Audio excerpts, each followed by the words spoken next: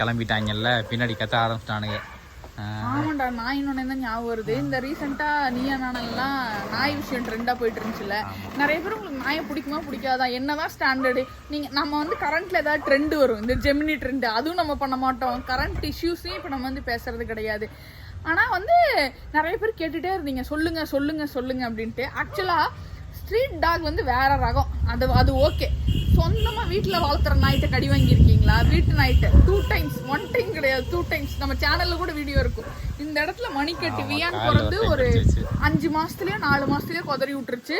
இந்த சுண்டுகரில் ஒருக்கா நாய்க்கும் நம்மளுக்குமான சவகாசமே இல்லைங்கிற மாதிரி நான் முடிச்சுக்கிட்டேன்.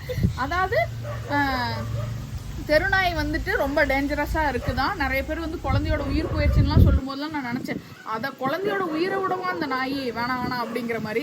ஆனால் தயவு செஞ்சு வீட்டில் வளர்த்துற நாய்ங்களுக்கும் வந்து ஒரு கட்டுப்பாடுகள் போடுங்க ஐயா. காலையில் ஆரம்பிச்சுன்னா லபா லபா லபா லபா லபான்னு நைட்டு வரை குலைக்குது. வியான்லாம் திடீர்னு அம்மா அம்மா அப்படின்னு எந்திரிச்சிருவான். எங்கள் பின்னாடி வீட்டு நாய் ஓயாமல் குலைச்சிக்கிட்டே இருக்கும். ஒரு கட்டத்தில் என்ன ஆயிடுச்சுன்னா குரல் வளம் போயிருச்சு. இப்போ எப்படி உழைக்க தெரியுமா, அப்படிங்குது. எங்கடா குரல் அப்படின்னா காலையில சாயந்தரம் கத்திட்டே இருந்தா இருக்குமா.